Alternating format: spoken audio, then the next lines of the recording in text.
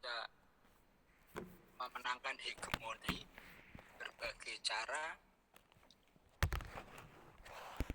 harus ditempuh. Sehingga kalau kalian ingat namanya neo imperialisme ya, pasca revolusi industri itu sebenarnya juga dalam rangka mempertahankan pertumbuhan ekonominya di negara industri. Mereka mencari bahan baku, menguasai daerah koloni untuk diambil bahan bakunya, tambang, hutan, hasil pertanian. Dan juga mereka memperebutkan pasar sekaligus. Negara jajannya jadi tempat mereka berjualan. Nah, ciri yang penuh kekerasan itu ternyata juga terbukti tidak mampu mempertahankan dirinya sendiri. Dan itu selalu dibarengi dengan kerusakan ekosistem, dengan peperangan, dengan ketimpangan sosial ekonomi, karena yang kaya menjadi makin kaya. Sehingga tahun 70-an itu ada sebuah kelompok studi klub menggagas apa yang disebut dengan istilah sustainability. Jadi kita tidak mungkin mempertahankan cara berpikir yang sangat destruktif ini, karena bumi itu ternyata terbukti cukup untuk menghidupi makhluk hidup sebumi, tapi betul-betul tidak memadai bagi segelintir orang yang punya tendensi serakah. Sejak itu memang banyak sentuhan dalam teori pembangunan itu mulai mengkaitkan pertumbuhan ekonomi dan kelestarian ekosistem, dan juga dengan pemerataan sosial ekonomi. Jadi umat manusia itu akhirnya belajar dari sejarahnya.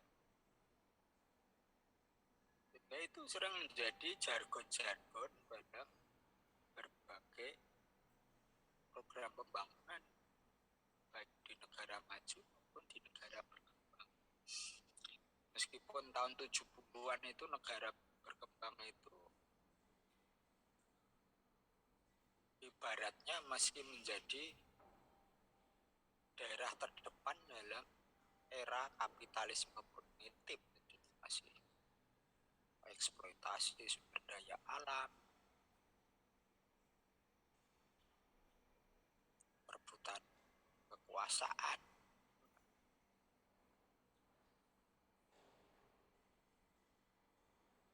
Nah, kita merasakan evolusi dari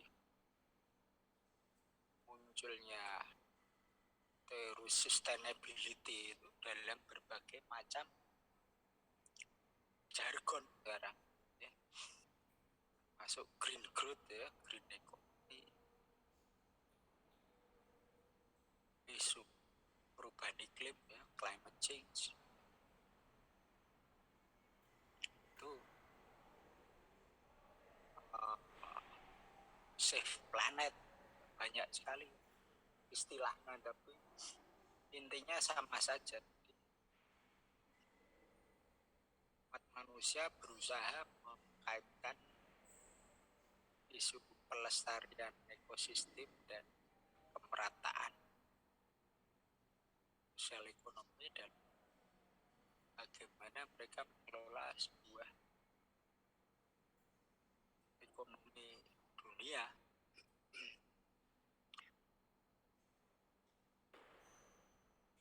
Tapi apa yang terjadi ya kalau kita melihat sampai sekarang, Anda baca bahwa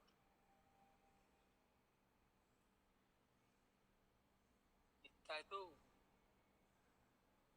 semakin percaya bahwa peradaban Barat itu tidak pernah berangkat dari sebuah ketulusan hati. Banyak sekali isu-isu sustainability itu yang sekarang terbukti digunakan untuk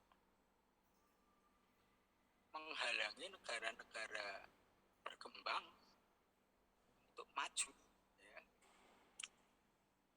Jadi terjadi perdebatan yang tidak kunjung selesai, yang di satu sisi mengedepankan pertumbuhan ekonomi, di satu sisi negara maju itu tidak ingin kekuatan hegemoni ekonominya diambil oleh negara berkembang, karena nyatanya negara berkembang yang sudah merdeka itu punya sumber daya alam yang luar biasa, punya sumber daya manusia yang jumlahnya luar biasa, kelompok usia produktif, sehingga itu syarat-syarat utama menjadi negara maju.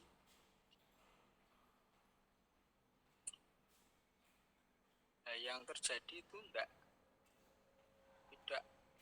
melulu dalam kesan hitam putih. Jadi kalau dilihat di sejarah tiap kampus besar di Indonesia itu tahun awal 70-an itu, setelah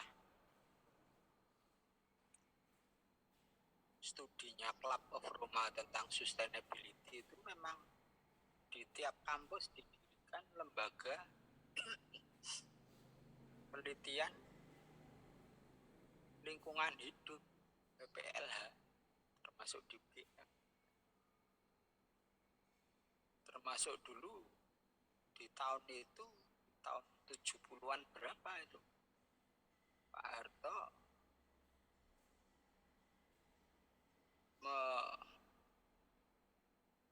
membuat sebuah kementerian baru, Kementerian Lingkungan Hidup, yang menterinya waktu itu adalah tokoh ekonomi, agar bangunan ekonomi itu selaras dengan pelestarian.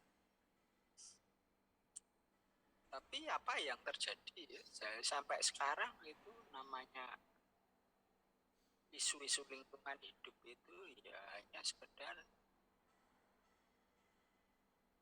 sebagai kosmetik. Jadi lembaga penelitian lingkungan hidup yang ada di kampus-kampus besar itu ya tugasnya ya hanya beri endorse instrumen AMDAL, ya. Tiap pendirian industri itu kan harus ada clearance, ya. Ada studi dampak lingkungan, apakah ini akan merusak lingkungan. Nah, itu dalam faktanya memang tidak pernah ada yang tidak mendapatkan izin AMDAL. Sekedar kosmetik, ya. Sampai sekarang pun kita tuh tidak pernah mendapati bahwa itu sungguh-sungguh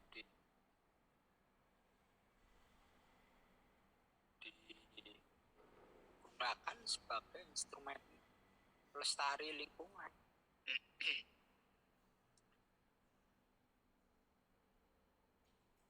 Di sisi negara berkembang, mereka melihat tendensi kebijakannya seperti itu. Sedangkan di sisi negara maju, mereka selalu mengintroduksi standar-standar kelestarian yang makin ketat, ya. Sehingga kalau Anda di kehutanan di tahun mulai tahun 70-an diformalkan awal 90-an ada isu ekolabel.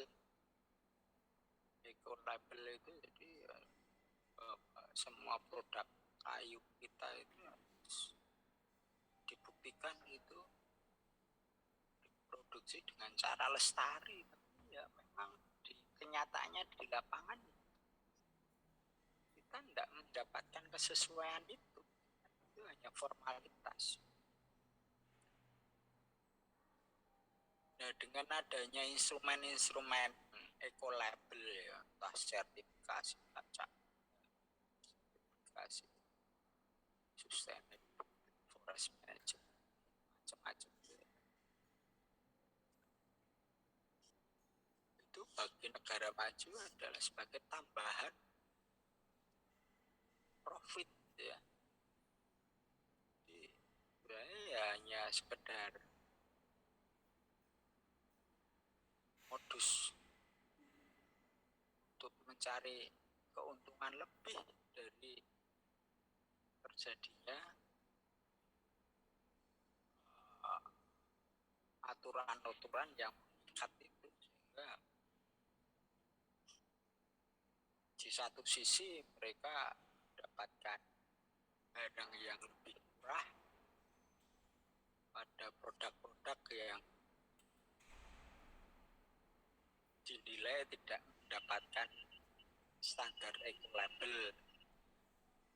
Di sisi lain, barang-barang yang mendapatkan isu ekolabel itu sangat sedikit, jadi tidak signifikan. Karena biaya sertifikasinya itu makin mahal. Jadi ini semacam ya pertarungan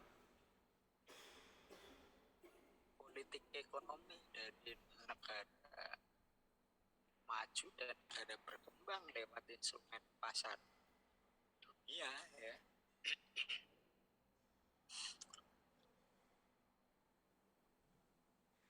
Lalu apa nasibnya Club of Roma, studi Club of Roma tentang sustainability itu? Salah satu yang kita melihat evolusinya hingga saat ini adalah adanya target-target pembangunan berkelanjutan yang ditetapkan oleh PBB. Itu ada 21 macam target, banyak pendidikan yang aksesibel, air bersih, kesehatan, pangan, perumahan, macam-macam. Jadi seluruh negara itu meratifikasi itu. Deklarasinya Sustainable Development Goals-nya PBB. Sehingga kehidupan di seluruh dunia ini ya balik lagi harus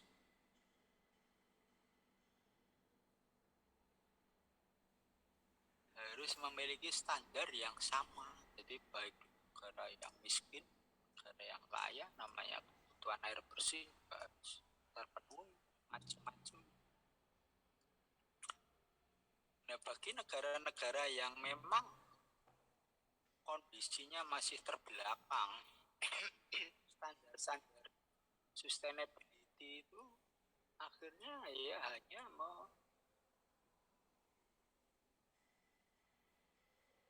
menghasilkan sebuah aktivitas utang luar negeri. Jadi kalau Anda melihat zamannya Pak Harto dulu, namanya berdirinya SD Inpres, SMP Inpres, zaman itu seluruh Nusantara wajib belajar sampai 12 tahun. Itu bangun sekolahan dari mana ya? Dari uang utang, dari lembaga keuangan dunia.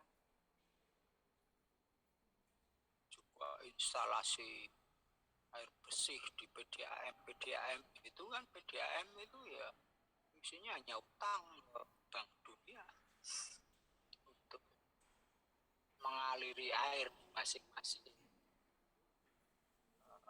rumah. Ya. Meskipun dalam sejarahnya kita ini ya sebenarnya tidak masalah. Kita bermukim itu biasanya dapat air bersih, entah itu caranya gimana. Tapi dengan Sustainable Development Goal itu pemenuhan target pembangunan dunia itu menjadi lebih terstruktur dan menjadi tanggung jawab negara, akhirnya menjadi rezim utang lembaga keuangan dunia. Nah, sisi lain itu seperti yang saya sampaikan dalam pertemuan yang lalu, kita membutuhkan sumber dolar, devisa dolar untuk membayar utang itu. Ya, gimana caranya? Ya kita jual apa yang bisa laku di pasar dunia. Ya, kalau di sektor kehutanan memang yang paling favorit ya memang konsesi perusahaan besar. Ini itu adalah mesin pencetak dolar. Itu HPH, HTI, sekarang kelapa sawit.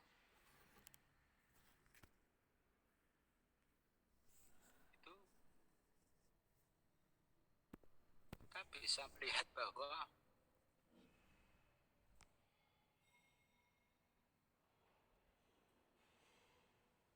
yang terjadi hingga saat ini adalah kontradiksi yang luar biasa. Di satu sisi kita punya jargon-jargon kelestarian lingkungan, keadilan, tapi di sisi lain apa yang kita tempuh adalah semakin jauh dari itu. Nah, itu memang kita harus tahu istilah politik ekonomi global itu seperti apa. Seperti itu memang bekerjanya.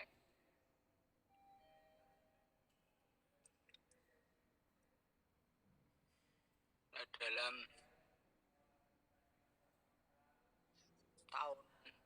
mulai tahun 90-an, tahun 90-an itu era yang cukup monumental karena terjadi inovasi dalam mendefinisikan kelestarian planet, termasuk di tahun-tahun itu mulai banyak kajian tentang neraca gas rumah kaca di dunia. Tiap negara emisi gas rumah kaca, simpanan karbon dari hutan tropis, kajian-kajian mulai tahun 90-an. Nah, sekarang itu menjadi salah satu standar juga bahwa pembangunan kita harus sebisa mungkin meminimumkan dampak pelepasan gas rumah kaca. Ya, kita sekarang rame dengan isu energi bersih, ya, mobil listrik, ya, smart city, ya. Padahal kita tahu persis, ya, mobil listrik itu nanti ngecasnya listrik PLN-nya dari bangkit yang asalnya dari batu bara.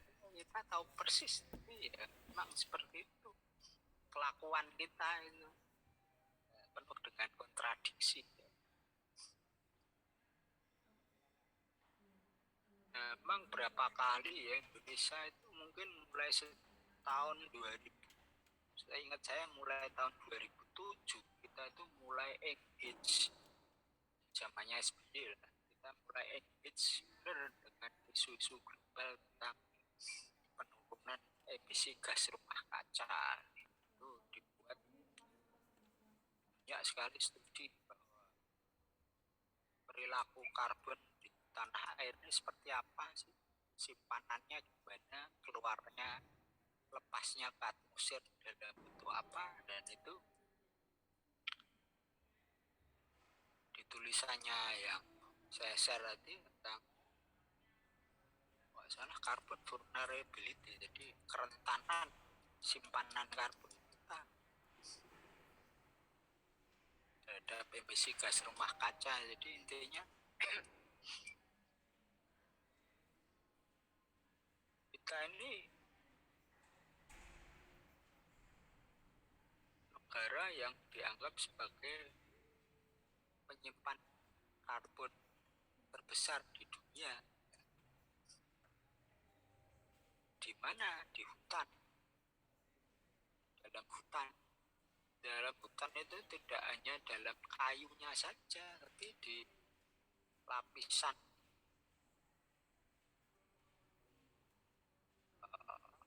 lantai hutannya, ya, di seresahnya, di horizon O-nya, ya, di lapisan 20 cm teratas, tanah teratas.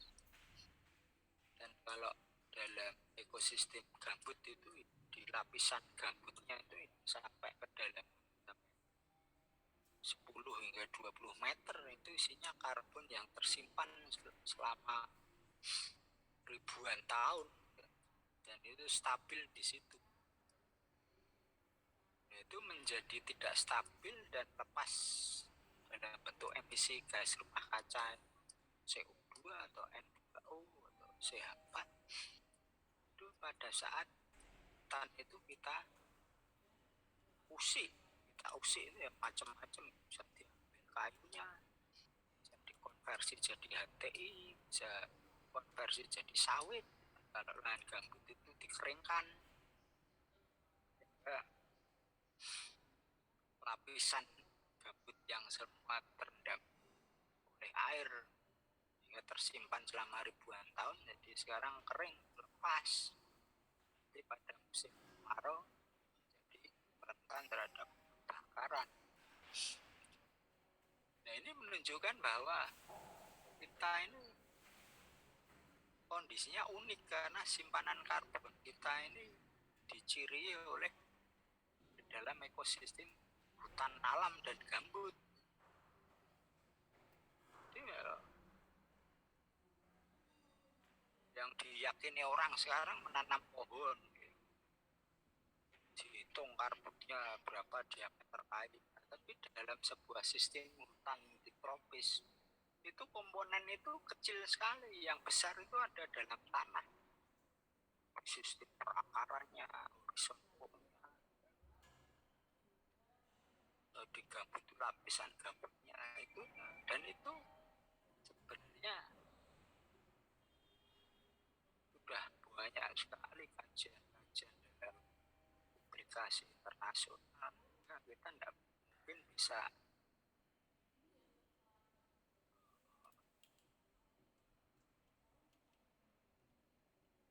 menyanggah kenyataan ini, sehingga kalau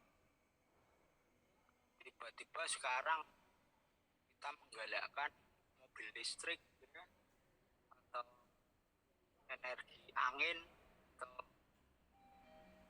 sel surya, ya, itu terlalu kecil dalam penurunan emisi gas rumah kaca. Ya kalau orang tahu benar, ya kalau gimana ya negara kita ini berkontribusi dalam iklim global, ya itu dijaga benar hutan alam dan hutan gambut itu. Nah, ini memang menjadi sumber perdebatan antara pemerintah dan pasar dunia. Nah, pemerintah meyakini bahwa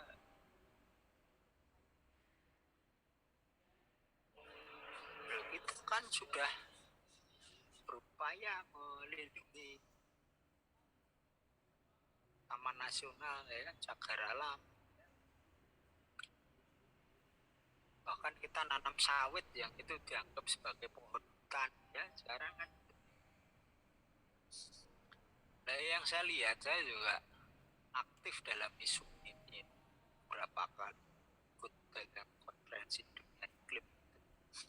Ini memang kita ini ya tidak punya argumentasi yang kuat, bukan karena kita tidak tahu, tapi sebenarnya ya balik lagi ya, yang mengendalikan kebijakan kita ini adalah aktor-aktor yang satu sifatnya ya dia oligarki ya, dia ingin menguasai sumber daya alam kita untuk kepentingan ekonominya, sehingga pasti mereka mencari dukungan dari akademisi ya, yang harganya murah-murah, yang bisa dibeli lah dengan harga yang murah. Itu pemerintahan ikut-ikutan loh, pemerintah itu ya karena yang kendalikan oligarki eksekutif di legislatif ini yang terjadi. Nah, satu lagi itu pemerintah itu sangat meyakini bahwa kita hanya bisa maju dengan cara berhutang. Ada lembaga keuangan dunia itu selalu menggunakan isu-isu kontekstual untuk menjebak negara berkembang dalam skema hutang. Jadi dulu zamannya Pak Harto kita hutang besar-besaran untuk revolusi hijau, juga kita bikin irigasi bendungan ya, pabrik pupuk, pabrik pestisida, terus petani kita disiplinkan dengan panca usaha tani. Itu kan utang luar biasa, utang kan dengan jargon pendidikan ya, wajib belajar 12 tahun itu ya utang besar-besaran ya. Jadi lembaga donor itu memang lembaga pengutang, itu dia tahu persis bagaimana mempermainkan isu-isu yang berkembang di global. Terus belakangan ini ya utang-utang banyak terkait dengan infrastruktur ya, itu juga diyakini jargon kendala utama pertumbuhan ekonomi adalah keterbatasan infrastruktur. Tapi kalau kita kritis tidak seperti itu jawabannya ya. Jadi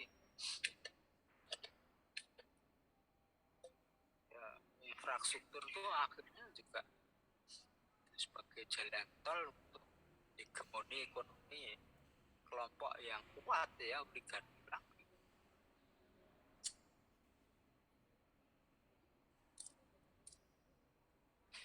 Utang-utang dalam isu-isu perubahan iklim itu luar biasa besarnya. Hampir semua sektor itu ada program penurunan emisi gas rumah kacanya, semua diprogramkan itu dengan utangan.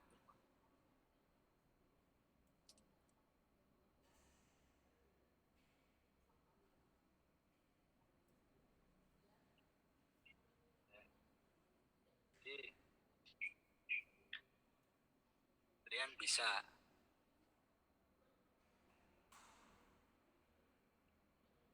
melihat secara lebih kritis ya. Memang kalau kita mendengar suara dari kementerian pemerintah ya suaranya selalu positif terus.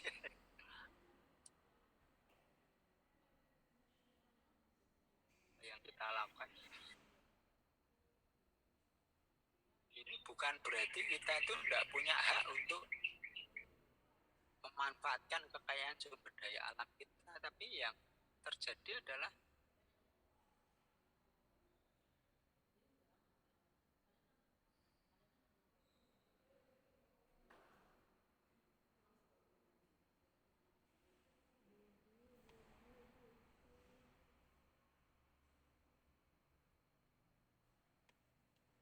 nilai ekspornya yang semula hanya 15 triliun per tahun, sekarang hampir 300 triliun per tahun. Nah itu sebenarnya kalau dari dulu ya hasil hutan kita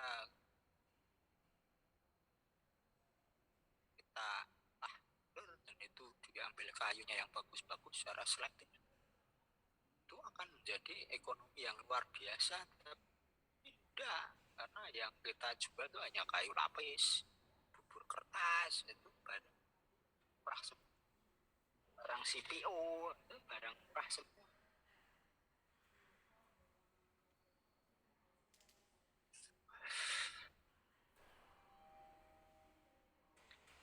Memang untuk menjual produk dengan nilai tinggi itu kita memang selain punya teknologi yang selalu berkembang, juga kita punya kekuatan diplomasi ekonomi dunia. Nah kita yang lemah, wong isinya itu hanya oligarki ya, para konglomerat itu ya, mereka ya tidak peduli ya, harganya murah asal luasannya jutaan hektar ya tetap untungnya besar. Ya kita tahu persis bahwa apa yang mereka pikirkan itu ya tidak pernah berkontribusi terhadap perkembangan iptek kita. Lihat saja itu konglomerat hutan itu paling-paling bisnisnya properti, bank, kelapa sawit, ya ya, terus televisi, ya, itu pokoknya tidak ada komponen teknologi tingginya. Ya, memang negara kita ya memang yang dikendalikan oleh orang-orang serakah yang bodoh. Itu beda kalau di Finlandia sana itu namanya, kalau Anda dengar Nokia, Nokia itu 10 tahun yang lalu adalah raksasa telekomunikasi tingkat dunia. Nokia itu sebenarnya perusahaan kehutanan itu, tapi mereka menginvestasikan surplusnya dalam teknologi maju. Kita tidak ada kayak gitu tuh.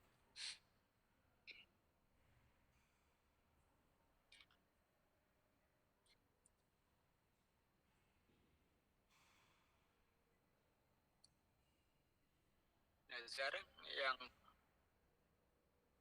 memang sekarang kita mendapatkan cobaan yang luar biasa, karena era pandemi ini justru harga komoditas yang dulunya itu anjlok ya, seperti batu bara ya, CPO ya, itu harganya sekarang melejit naik ya, sehingga itu dalam perkembangan kita ini ya menjadi setback, karena kita itu diyakinkan bahwa dengan jualan barang-barang mentah itu pun negara kita bisa kaya. Nah ini memang kontraproduktif terhadap pikiran inovasi ya.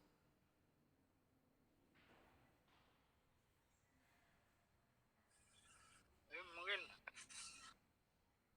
di segmen terakhir itu saya bercerita tentang perkembangan sawit di negara kita.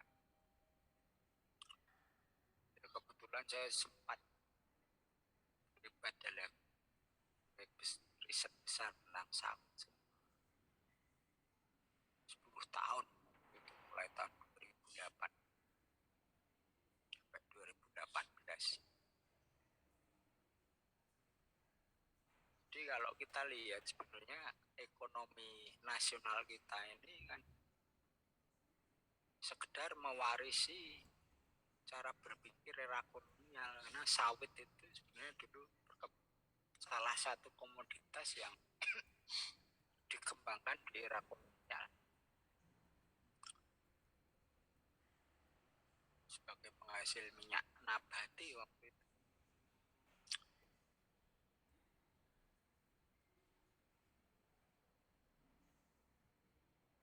saat era Pak Harto itu tahun 70-an itu segala yang sifatnya ekspor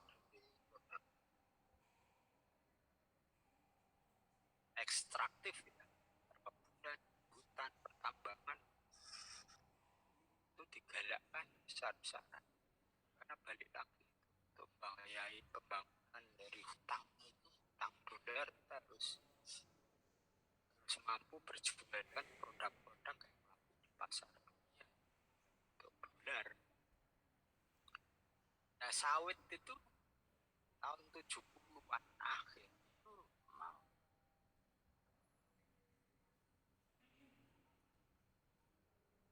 ada upaya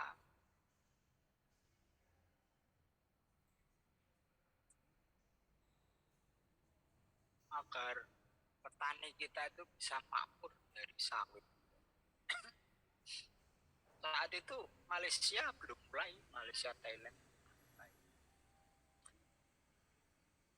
Nah waktu itu konsultannya memang digarap oleh konsultan tingkat salah satu di Belanda, Jerman. Salah satu konsultannya itu adalah aktivis partai politik Sosial Demokrat, the ruling partinya di Jerman. Jadi mereka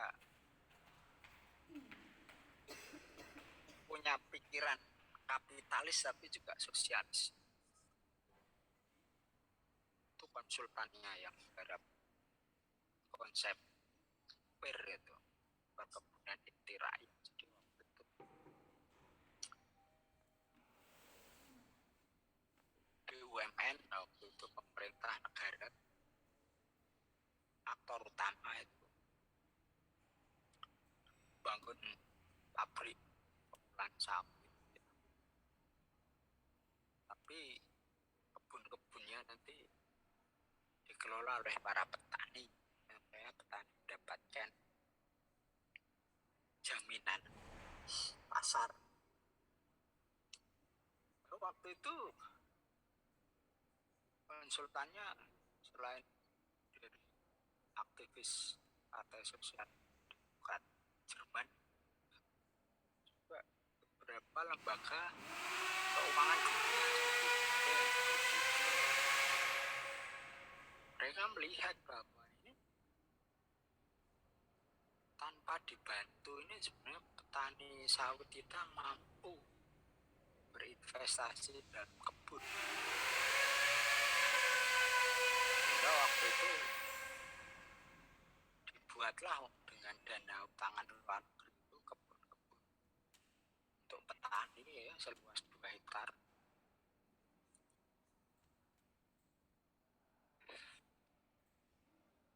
Dibuat dengan desain modern, intensif, infrastrukturnya maju, jadi itu seperti membuat kota baru ya. Ada puskesmasnya, ada sekolahnya, ada pasarnya, ada kooperasinya. Itu satu klaster itu 3.000 hektar itu dilayani oleh satu CPO yang dimiliki oleh negara. Nah setelah dibuatkan jadi itu terus diserah terimakan petani, ya petaninya dipilih itu dari orang Jawa 30%, dari orang lokal 30%, terus dari pensiunan tentara 30%. Jadi dulu Pak Harto itu punya imajinasi seperti itu dalam membentuk sebuah masyarakat.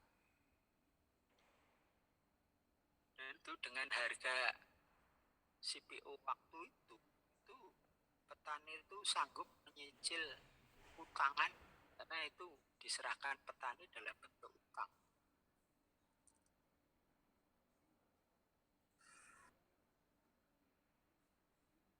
Kalau nggak salah senilai akhir tahun 70-an itu senilai 3 juta rupiah. Jadi kalau sekarang ya mungkin setara 200 juta rupiah.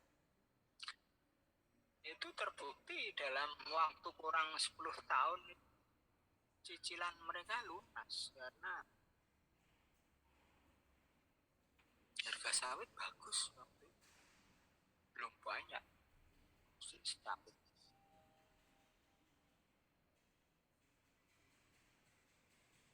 Sehingga dari situlah para oligarki militer dan perang Chinese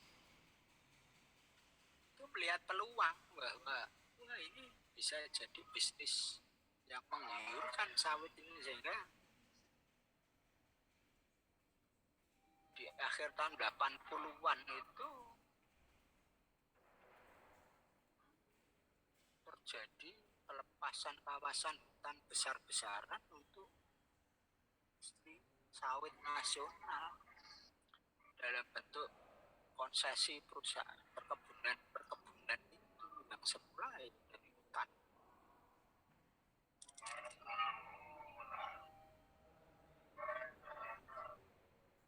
Nah, dia bayangkan pada waktu itu petani itu sudah membuktikan bahwa mereka bisa makmur sebagai petani plasma itu 2 hektar. Tapi mereka nggak punya akses bagaimana keberhasilan mereka itu bisa diinvestasikan dalam perluasan kebun karena nggak ada izin-izin untuk operasi waktu itu. Itu salah satu yang saya teliti waktu itu di akhir tahun 90-an itu koperasi petani plasma sawit itu sudah punya surplus ya, tabungan itu miliaran rupiah. Mereka cukup untuk beli kebun baru dan mungkin tidak dilanjutkan oleh aturan. Karena surplus itu tidak bisa dipertahankan, akhirnya hilang. Berarti spekulasi tanah. Dan akhirnya setelah anak-anak mereka besar, kebun yang 2 hektar itu dibagi-bagi ya kan dijual. Jadi mas sebenarnya punya sejarah bahwa buat petani kita sejahtera itu sangat mudah dan tapi waktu itu memang kebijakan memang ke arah konglomerasi sejak awal. Kenapa? Di lembaga keuangan dunia mereka lebih nyaman kalau debiturnya itu perusahaan-perusahaan besar, lebih efisien ya. Nah itu ya terjadi sampai sekarang. Jadi bank-bank besar itu untuk menyalurkan kredit ke UKM, ke petani itu agak enggak karena rumit ya, kecil-kecil. Padahal riset yang ada itu justru kredit-kredit UKM petani itu risiko macetnya itu rendah sekali. Nah, selain kita melihat aspek efisiensi kalau itu dikelola oleh sebuah konglomerasi ya, perusahaan besar, kita juga melihat adanya rente politik. Jadi dalam perizinan itu kan upeti dari pengusaha itu kan menghidupkan perpolitikan kita. Jadi memang itu amunisi politik ya. Bupati juga uangnya dari para pengusaha menyuap mereka, pada gilirannya nanti mereka dapat izin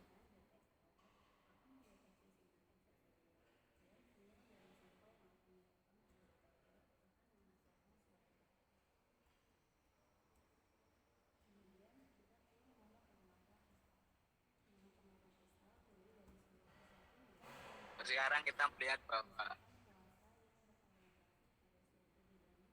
40% petani sawit ya, kebun sawit kita di dikuasai petani kecil. Ya, kita lihat kehidupan sehari-harinya itu ya Senin Kemis, karena lahannya paling ya ada 2 hektar. Sekarang hitung-hitung BIP itu kalau 4 hektar zaman sekarang orang punya 4 hektar itu langka. Di Jambi aja berapa tahun yang lalu itu rata-rata kepemilikan lahan itu hanya tidak sampai 1 hektar. Itu kan kayak sejarah di Pulau Jawa berapa puluh tahun yang lalu, ya, mengerikan. Nah, sebagian besar lahan itu dikuasai oleh konglomerasi. Jadi kalau Anda lihat itu ya memang era sejak Raffles itu mengusulkan sistem verklaring itu ya memang sudah didesain ratusan tahun yang lalu. Sistem ekonomi kita sebagian besar lahan itu dikuasai negara dan dibagi-bagikan para pemodal besar. Instrumen utama adalah perbankan. Tanpa perbankan itu nggak bisa jalan semua. Jadi kita balik ya, rezim keuangan dunia ini yang selalu mendrive berbagai isu-isu yang berkembang dalam kehidupan dunia. Di balik itu ya, mengangkat oligarki. Dan sekarang kita lihat di bisnis teknologi digital yang sekarang yang luar biasa dan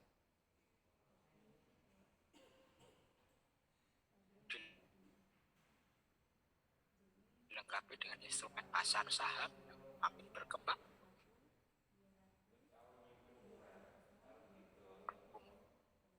Hegemoni raksasa digital hanya rezim keuangan dunia. Dan kita sebagai follower aja.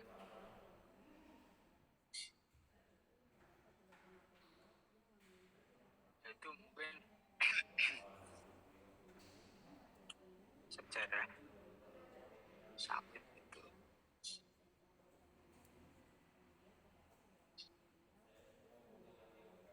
bisa menjadi bahan pelajaran yang menarik bagi perkembangan ekonomi kita. Jadi kalau kita lihat sekarang banyak sekali kawasan hutan itu dirambah oleh petani sawit itu ya, karena memang mereka punya akses dan kawasan yang legal. Karena bagi pemerintah itu lebih nyaman menyerahkan pada perusahaan besar ke petani. Juga selalu isu sawit kita selalu berkelindan dengan isu perambahan hutan oleh petani-petani kecil. Itu by design. Nah, bagi yang kita tahu ya tidak heran sama sekali. Itu proses yang memang sengaja diarahkan ke sana.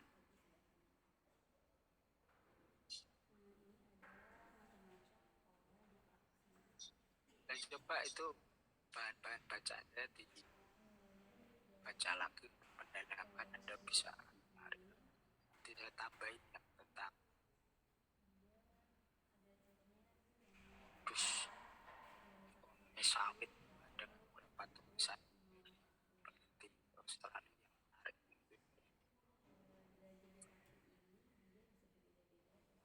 Oke gitu ya.